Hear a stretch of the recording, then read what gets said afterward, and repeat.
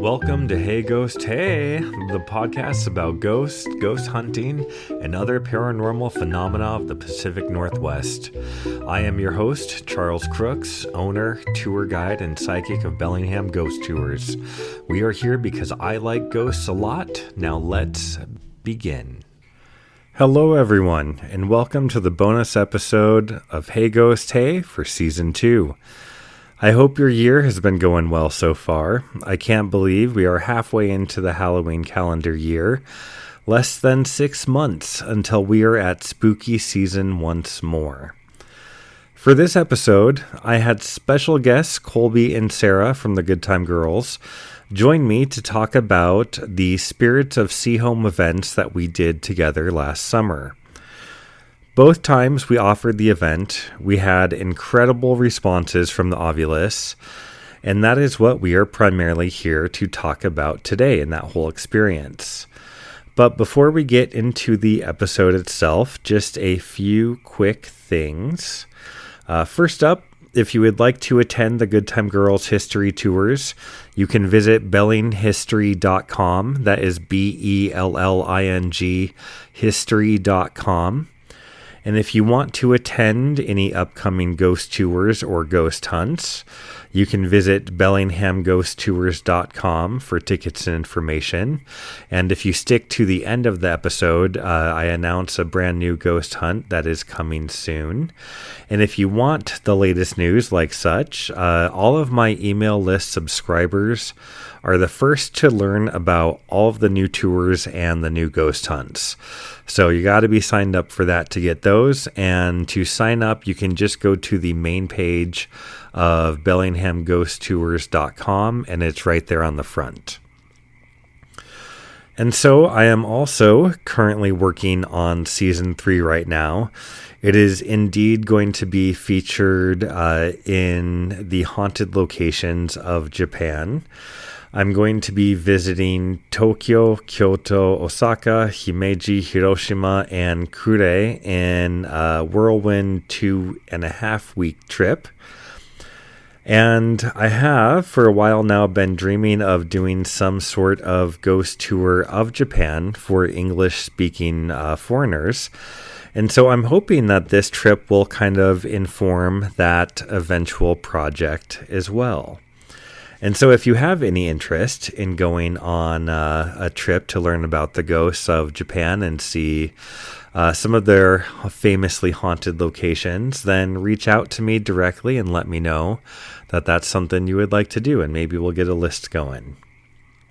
So you can find me, reach out to me at bellinghamghosttours@gmail.com. So all one word there, bellinghamghosttours@gmail.com. And of course, I'm hoping that this season will also feature a few local areas in the Whatcom and Skagit counties as well, but you never know how things are going to work out.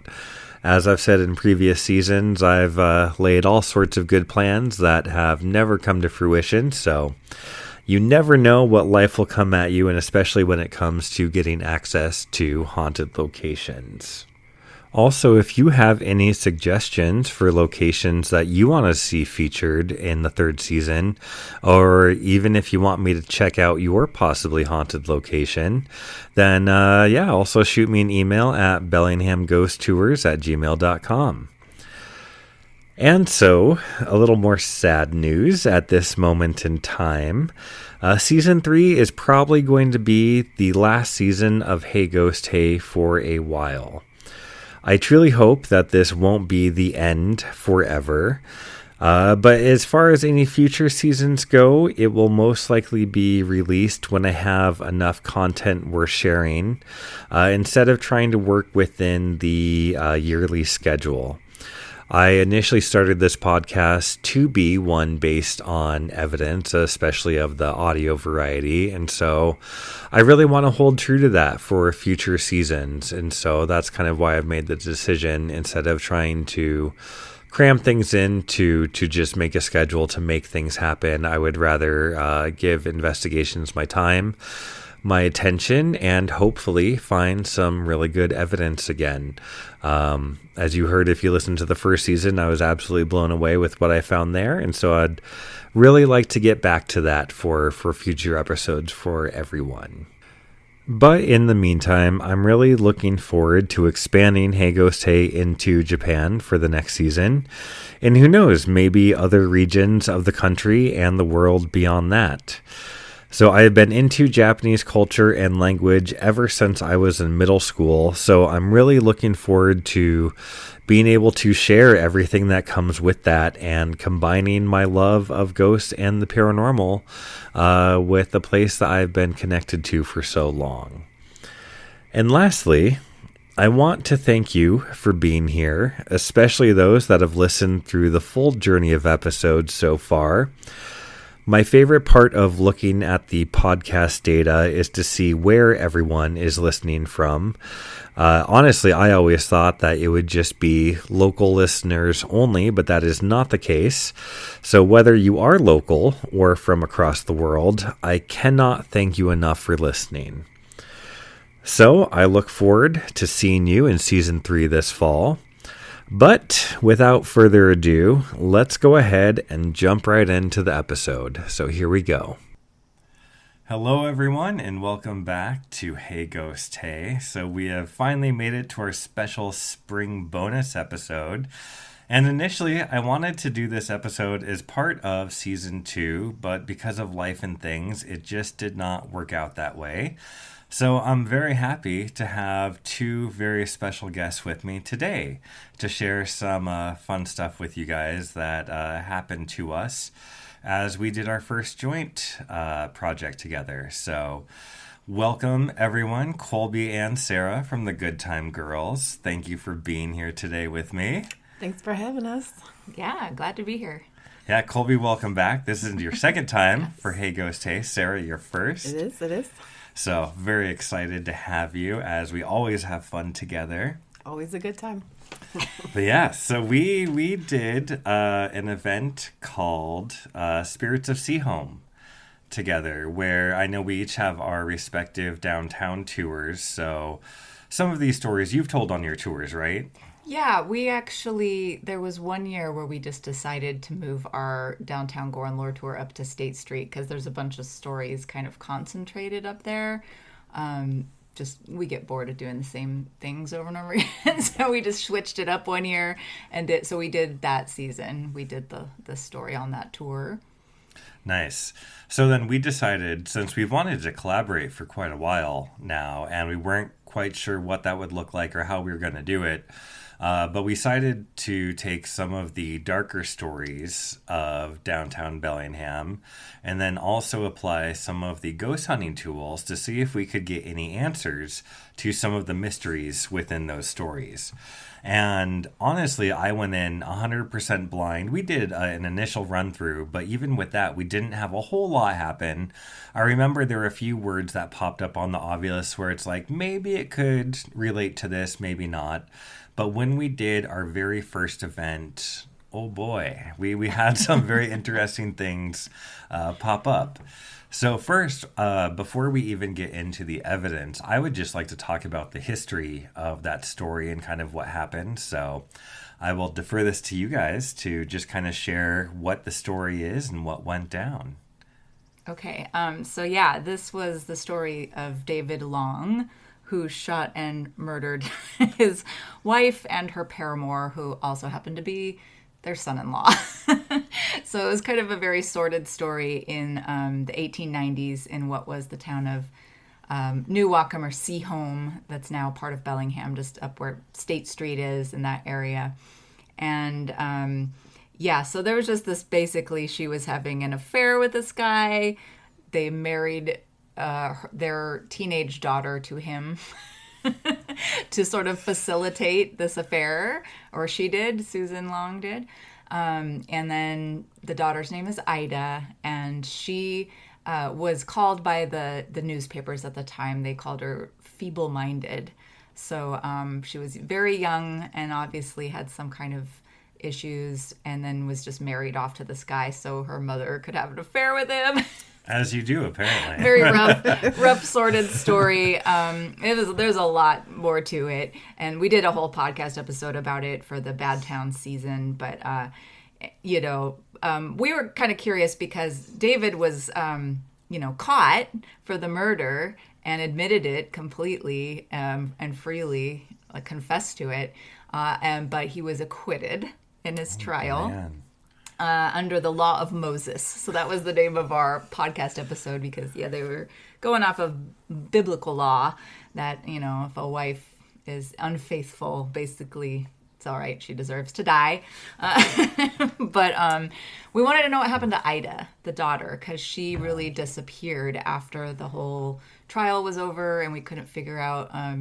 David went to Arizona and started a new life, but what happened to Ida was a mystery. So we were hoping to kind of just see maybe what happened to her. Yeah. So just before we get into the evidence and what came up, just to review the people of the story really quick, we have David Long. So him and his wife, Susan, and their daughter, Ida, moved up to this area. And then Susan fell in love with Norman. And so to continue her affair, she had Norman marry her daughter, Ida. And so they continued their affair under everyone's nose, pretty much then, yes? Yes. Well, David was clearly spying on them and knew what was going on. I think a lot of people saw what was happening, but... Yeah. Perfect. And then we also have one more character into this whole story, and that was the lawyer. That got David acquitted. So if you could just give a little bit about him really quick. So he's pretty interesting. So it's kind of like, I really always bring up the OJ trial and like the dream team, kind of situation, because that's how it kind of seemed. There were multiple lawyers who were very good, who helped, with the acquittal, obviously. And Sehome was sort of the star lawyer of that case. And he was known as Sehome. His name was James Hamilton Lewis, a.k.a. Sehome. And he was just sort of very flamboyant, charismatic character. He was known for having a pink toupee and to dye his whiskers to match. And he was sort of dressed old-fashioned and flashy. And so he was just this very entertaining, I'm sure, in a courtroom character. So he's there too. I've always said too, if I ever dress up with you for some event, you're Sehome. I want to dress up as Sehome. Absolutely. We will help you get that costume. Excellent. That dream will be one day. So then when it came to doing the event, basically what it looked like is that we took a group of people around the Sehome area of downtown. And for every kind of major story they had, we would then use the ghost hunting equipment to try to get answers. So one of the devices that we used, I talk a lot about it in season 2, using it through a lot of my investigations, was the Ovilus. And so supposedly the Ovilus is a device that can pick up on tiny differences in the atmosphere, and then those differences can be translated into words. So supposedly if a spirit is trying to communicate with us, it can manipulate the atmosphere to then change that into words to communicate. So now, also, if you listen to season 2, you've known that I've been very, very skeptical about this device because I've never really gotten anything concrete to either the location that I'm in or anything that really relates to the history or to the story until Spirits of Sehome. This was the first time that really kind of blew my mind with the Ovilus. So starting, I believe that was the first device that we used with the group. And even before we get into this, I knew that the device had given the name Ida before as just kind of like a random name. So I remember even telling Kolby, like, wouldn't it be cool at this stop if it gave the name Ida, whether like that was happening or not, or even related. It would be cool for the history that we had. So little did we know that not only did it give Ida, but that was just the start of what we got. So, Sarah, would you like to share with us on that first stop what the Ovilus said? So, like Chuck said, we were standing right outside of where the murders happened. The house is no longer standing, but, the area. And the Ovilus decided to pop up Ida first and foremost. Just spot on. The second word we got was David. And so once that one came up, I was like, this is whoa. a little unexpected. Yeah. The whole group was very shocked. And to honestly even get Ida that soon, I was like, okay, thanks for performing, but this was unexpected. So, Yeah. And honestly, I had never seen an Ovilus before, and your reaction to it made me think it was a big deal because you were so shocked. I was like, oh, Yeah. he's very Yes, surprised. for sure. Because, I had done it with Chuck before, and I'd never seen anything interesting. I was like, this thing just spits out, Yeah. Whatever. It's kind of odd. So Yeah. it was definitely like, whoa, I was not expecting that. yeah, So to get Ida and David, two names from our story immediately. from the was get-go. From the get-go, where we were. At the site where it happened, yeah. Yeah, so the Ovilus had more to say. After Ida and David, it said far, chest, student, black, soup, spoon, and cube. The rest is a little harder to decipher. So we kind of have role, of course, you have to do the best with what you've got. And keep in mind that these are just all of our assumptions, doing the best, trying to make connections with the words that come up. Obviously, Ida and David are very connected to the story, but everything else is kind of up to our assumptions to piece together. So just keep that in mind. But what were your thoughts, Kolby, as those words came up and kind of what that could imply? Yeah, it just made me think. I'd always kind of suspected that Ida, being so-called feeble-minded, that probably what had happened to her was that she was institutionalized somewhere, perhaps, by David, who, being now a single man, wouldn't want to take care of her, right? And she had been married, so she was kind of at this stage of life where, I don't know, she could have been on her own, but I always kind of figured she might have gone to some kind of a school or institution. So the school thing, that's what I immediately thought of was, even if it wasn't like a place for the insane, say, Yeah. it was like a boarding school of some sort, because he wouldn't really know what to do with her probably. Yeah. Well, basically anyone with disability was treated equally as insane, right? Yes. Or as far as the quality of... Yeah, you could have just been lumped together Yeah. like that. Don't think they looked very deep into your personal cases at that point. No. And she just really had disappeared off the records, which is kind of a common thing too for people Yeah. who get institutionalized in those types of places. There's not always the best records kept. So that was kind of my best guess. Yeah. Yeah. All right. And then what beyond did we get, Sarah? So we only moved a little ways down the alley and asked the Ovilus again. And just a couple hundred feet from the house where the murder happened, we got raised, Roger, sad, and hell. Interesting. Yeah. Now, Roger, that was the only other name that came up that night that we did not have immediate connection to. That is true. Because we had one more come up in relation to the story, yes? At a later stop. Yeah. So then Roger, we've never really been able to place, but in your research, you actually found something that might relate to it. Like less than a block away, I found a Rogers Hall. Yeah. That was like on the corner of Chestnut and Forest. Mm-hmm. I think there's like a dental office there now, maybe. But I had to dig really hard for that. And Yeah. It wasn't like a super obvious Roger per se. Yeah, I would but- guess Roger being a surname at that time. It wasn't as common as a first given name. So. Yeah.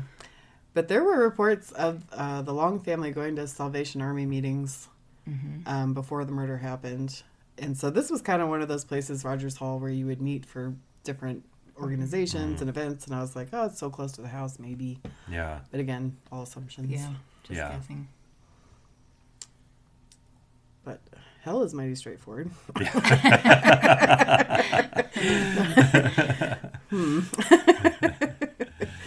question is who. Yeah. And then what did we get after that? At the next stop, which would have been a little farther away, like the next block down, we had Black Devil, so that's right after hell. Raised, which was in the previous stop as well. Wish, Slain, Norman, Late, and Ledge. Interesting. And so next name, of course, being Norman, who was one of the people killed by David. So very, very interesting to get our third name connected to the story of our major players in relation to it. Yeah, this is what I start thinking. Maybe we're hearing from Susan, if we were hearing from anyone, just because her name was the only one that didn't come up. Yeah, especially of the main four. Mm-hmm. Absolutely. Yeah, and that's not the only thing that kind of led us into thinking that it might be Susan as well. Because I think even coming up further, when there was one point I remember we mentioned Sehome, and I thought we got some words related to him. We did. Later in the night, we got Justice. Directly after the question that you asked, is this Sehome? Yeah. We got Justice on the Ovilus. Interesting. Pretty good. Was justice done? I guess that could be a statement or a question. And especially if we're looking at it from Susan's point of view, then I could imagine she would want justice, Right. kind of after all the events that transpired. 100%. Yeah. Have you ever seen so many names pop up on the Ovilus like that? That are So many names, yes, but never in connection to the actual events of the past. So again, to just have it keep rolling, even when we left that spot too. And I think we even kind of had the sense that whatever was with us that night pretty much followed us from that spot and just was persistent and continued all the way through, because I don't necessarily remember getting anything in relation to the other stories that was like anything as close to the long story. No, because we were really, I think a big focus was the butcher case, which is unsolved to this day. And so that was kind of, we were saving that for the end, and that was going to be the sort of the, hopefully the big thing, but we got really nothing related to that I remember.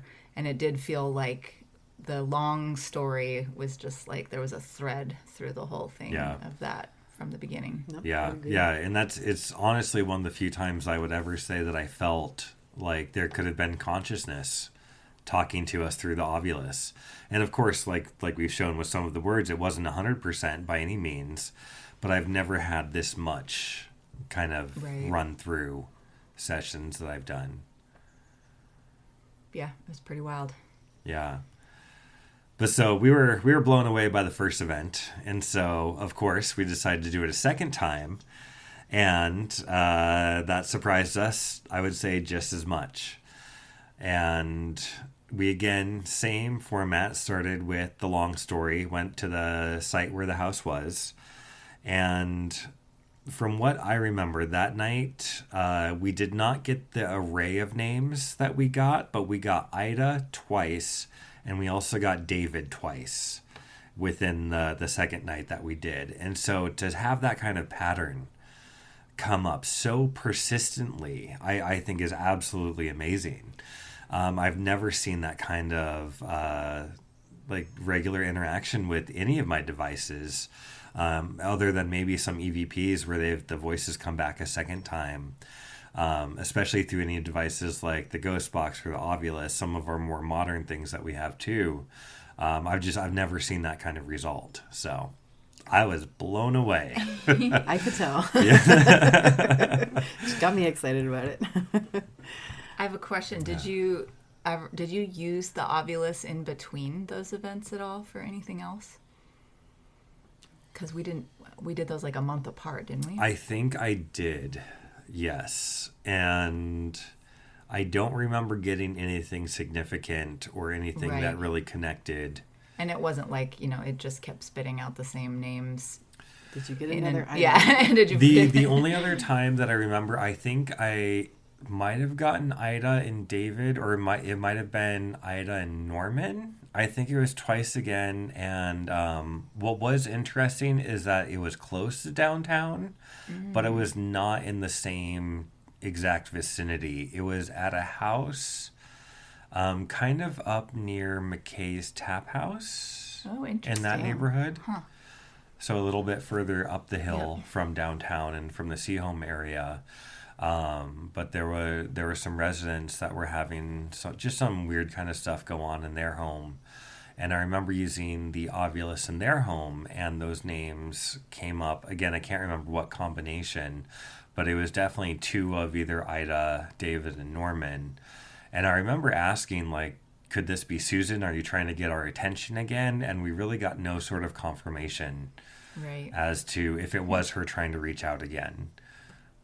So that I don't know. Yeah. Huh. But yeah, nothing as consistent as it has been those two times. Yeah. That is 100%. And we did try to go to her gravesite also. And we did, and we really didn't get anything to Susan's grave, as she is buried in Bayview Cemetery here in town. So, did not find much otherwise. Yeah. But I am absolutely curious to go back again. So I feel there's more this summer. There's more to the story waiting to happen. There is. Come to find out. Yep. And so, even though we haven't gone out since to investigate, I thought for this episode, it would be a little fun to kind of spiritually poke and see what's out there and see if we could get any responses as well. So just to preface, I am not a trained medium by any way, shape, or form. I have gone through clairvoyance training, and I've done tarot for over 20 years. So the psychic part of me has definitely been through and strong a lot of my life. And I have had instances where I have connected in with people's loved ones and done the occasional mediumship reading, I guess. But I wouldn't say I'm a full-blown medium or anything like that.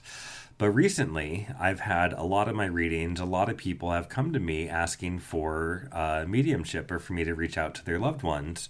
And I've actually found great success with it and a lot of detail being able to come through. So I thought, wouldn't it be fun if we kind of reach out to some of our people here and see if we can get anything and just kind of see what comes up. So initially, when I first had this idea, immediately I kind of felt if I feel a presence around me, like now when I say I'm a medium, I'm not saying that I have spirits like waking me up in the middle of the night, like trying to get my attention. It's nothing like that at all. I really have to kind of sit down and focus and connect in with it. But once in a while, I have noticed that sometimes that there's someone a little bit more persistent that kind of wants me to open up that communication or that path or avenue. And I think it was the night when we were talking about, or I was thinking about doing this episode with you guys, and I immediately had that sense that there was someone within my space. And so I kind of just stopped what I was doing. I connected into it, and immediately I had the sense that it was Susan Long. And I was kind of surprised, but also not surprised, especially because we had already kind of speculated that she was the presence that was really driving a lot of this contact. And so I just kind of opened myself up to see what could happen and just kind of let any sort of message that she might have had come through. And so I did this for Susan, Ida, David, Norman, and Jayham, because I had to include him as well. Why not? Of course.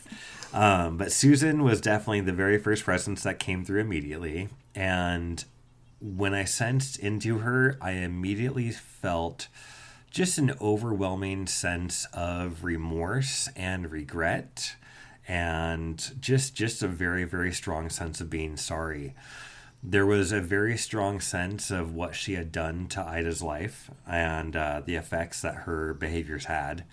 And I think that she just really kind of wanted to make peace and kind of get that out there, that she really, really felt terrible about her actions in life. And I kind of felt that she was not the best towards Ida in the living life as well.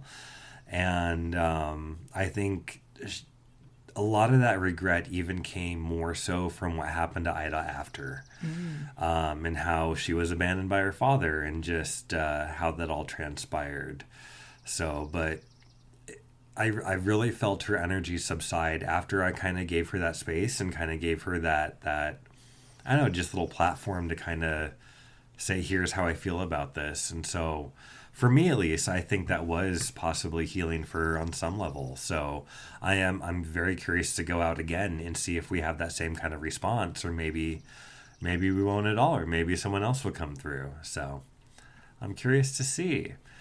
But next up, I connected in with Ida, and she was an interesting one. As far as her possible disability and why they called her feeble-minded, the sense that I got was very strongly autistic, kind of driven. And I think that just her parents didn't know how to deal with that at all, which was part of the trouble for everyone. And I think that frustrating for her that she couldn't communicate fully of what she wanted at the time too. And she really just had her life tossed around by the people around her. But I think I kind of focused on a little bit what happened to her after. And as far as location, we haven't really gotten anything concrete. When I've looked into this several times now, and when I connect in with Ida, I get the sense of that she went to a state with a square shape. Initially, I felt like maybe Wyoming, but then after talking to her a few times, I kind of centered into Colorado. Now, again, not 100% sure on that any way, shape, or form. We've tried looking into this so far and have not been able to find any records of her. But do you guys just want to touch really quick on why it's going to be so hard to even possibly find her? Yeah. A lot of, well, first of all, medical records, even being so far historical, can be difficult to obtain. If they're kept, if they exist, a lot of records get lost, or just and then sometimes they just don't want to release them. If the institution is still going, it's still considered part of their records, like that they would only maybe release to family, etc. So it can just be very difficult to get at those records if they were even kept. Like, just watching like the stuff that's gone on at some of the asylums here, like Northern State and Stay Lacombe, in the cemetery work of research, like just trying to put together who's buried there. A lot of times it's just under a number, and then if you don't have the records, it's very hard to match things up, who's where, what happened, how did they die, and then just record keeping. I mean, you probably have a lot of just employees that, how much do they care about the records they're keeping also? So the record keeping itself might not even be very good. Sometimes wrong names, wrong dates of birth. Again, if you're dealing with people who aren't necessarily in their right mind, they might not be able to give that information. And if the relatives don't provide it, then they're kind of just making things up sometimes. So it's just a very difficult research to get at those kinds of records at all. But there's tons of just sort of like mysteries of, like, in a lot of places like that, where it's the same with kind of like residential schools, indigenous schools, anything that's kind of an asylum of any sort, prisons, places like that, like these big institutions where they might have a cemetery. A lot of times people end up there and there's just not a great record kept of it. So. Yeah.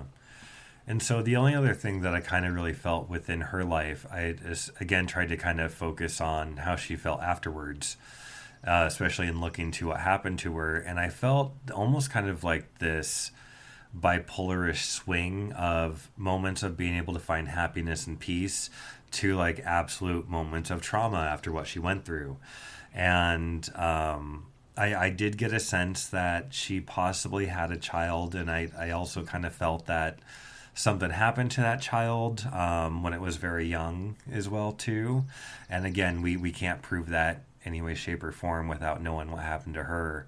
But I kind of felt like when she finally did pass away, that there was a lot of peace that she finally was able to attain that she didn't necessarily have in life. So that one was interesting. Yeah. Yeah, I hope so. Yeah. She had it rough. Absolutely. And then when I felt into David, he was interesting. I got a lot of like very typical kind of like macho like energy from him. Like I got away with it energy.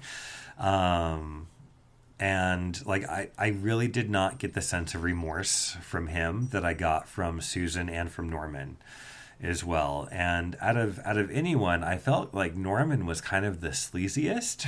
Oh God. As far as like kind of personality goes and everything. I don't know. He really had that kind of like snake oil kind of aura, I guess, to him. But at the same time, when I connected in with him, I did feel the same kind of remorse that I felt with Susan, and just absolutely what both of them did to Ida and to her life beyond that. I just such a different energy than what I felt from David. Interesting. And then lastly, J-Ham. So him, I kind of almost felt that same kind of almost like dichotomous, like bipolar swing in energy that I felt with Ida with him. Because I mean, to get a man acquitted of blatant murder, you gotta kind of put some of your own morals aside for that. And the sense I got from him was that even though very charismatic, that he struggled a lot with who he was and what he did. I got a very strong sense of alcohol abuse in his life as well to kind of help mask all that up a bit. And so just kind of that very, very bipolar swing of at least for him, on the outwards appearance wise, one way that he showed himself to the world, and then on the inside was very, very different. But at the same time, I also felt like this kind of strength from him as well, for the boldness that he had in the time period of being able to be himself in some ways too, with the way everything was. So it was very interesting, kind of feeling into everyone. And again, I don't know if it's fact, fiction, anything in between, or some of the details are right. We don't know.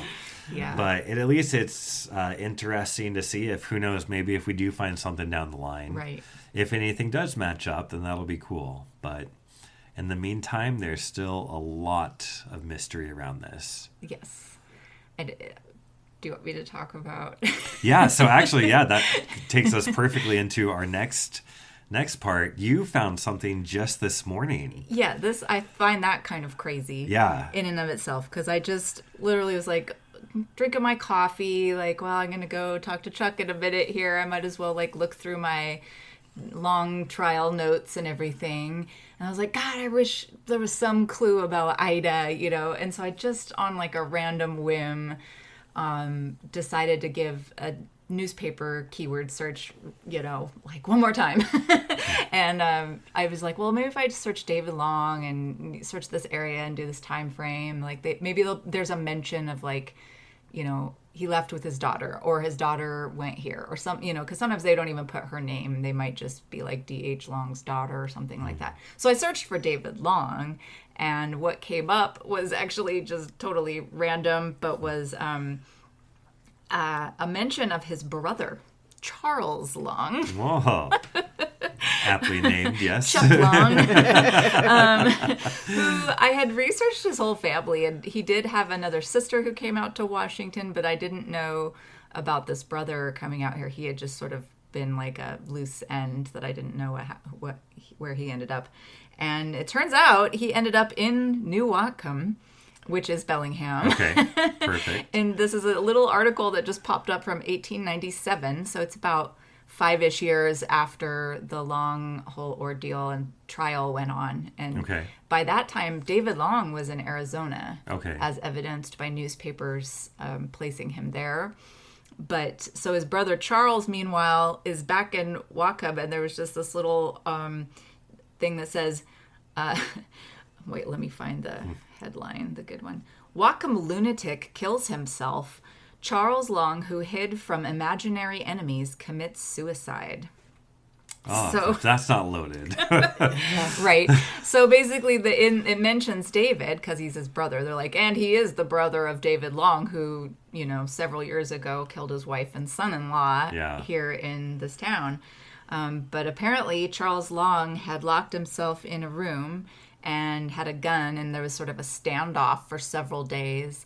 And one of the articles mentions he was crazed over love, but there's never a mention of anything beyond that that I've found. I need to now go to the local newspapers and see if there's more details there, because this is just like Seattle and regional papers that are digitized. But yeah, so apparently then he ended the standoff by offing himself, and he is also buried in Bayview Cemetery. So it looks like we're going to have to go do another little Bayview trip. Absolutely.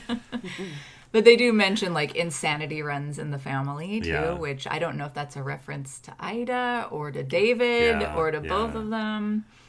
It's interesting. Yeah. I'm still kind of blown away you found that on today of all the days. Right? I just was like, you guys aren't going to believe this. Being a little divinely led here. Yes. Maybe Susan's still on our side. Right? So. Giving us little tidbits. I've definitely looked up the same thing over and over and over, because new stuff gets digitized all the time. Yeah. So it's got to double back. Yeah, exactly. And I never saw that either. Yeah. And so that was just like, well, I'll just put it in and see. And, I was just like literally drinking my coffee. Like, I'll just scroll through and see if anything catches my eye. And sure enough, Oh, that's amazing. So, yep. Well, pretty much that's all I've got for today. So I just want to say thank you, Sarah and Kolby, so much for being here. You guys have anything exciting going on or coming up? Oh, well, mostly just tours. We've got tours on the calendar. We've got a couple cemetery tours and a lot of Sin and Gin tours right now, and we're getting slowly adding more things on the calendar. And our podcast we are working on also, so those will be coming out in the near future. Yeah, and for those, if you have not been exposed to the Good Time Girls or Sarah and Kolby, I highly, highly recommend going on their tours. And keep in mind, too, that Bellingham Ghost Tours would not exist if it were not for these lovely people. So the only reason that the ghost tours happen are because of the deep history that they spent the time looking into and finding all these articles like this and details to give voices to people that often get overlooked and that we've had all of these things forgotten over our history. So please go check out the Good Time Girls tours. They run from May through November? Yeah. October? Yeah. October, we'll double down on the cemetery and the spooky tours for sure. Absolutely. As you should. Yes. Well, then hopefully, I have a new ghost hunt coming up, and that is the Chuckanut Bay Distillery ghost hunt. So if you've been on the downtown tour, you know that we stop there and we do our drink there, but we've never actually conducted a proper ghost hunt there. So I'm very excited for this one because they also had a recent encounter where a bottle flew off the shelves, I want to say up on the second floor mezzanine, as they were just getting stuff ready for the day, and it was caught on camera. So if you want to see that, you have to come on the Downtown Ghost Tour or join me for this special ghost hunt. There will be more details coming about that soon, but otherwise, Kolby, Sarah, thank you so much for being here. I really appreciate it. Oh, thanks for having us. Of Always course. a pleasure. Yes, and look forward to our next Spirits of Sehome. It'll definitely be interesting to see what we have happen again. Yes. We'll meet Charles Long. Just keep adding. Yes. We'll collect the whole Long family. Oh my God. Yes. All right. Thank you so much for being here. And as always, stay spooky, my friends.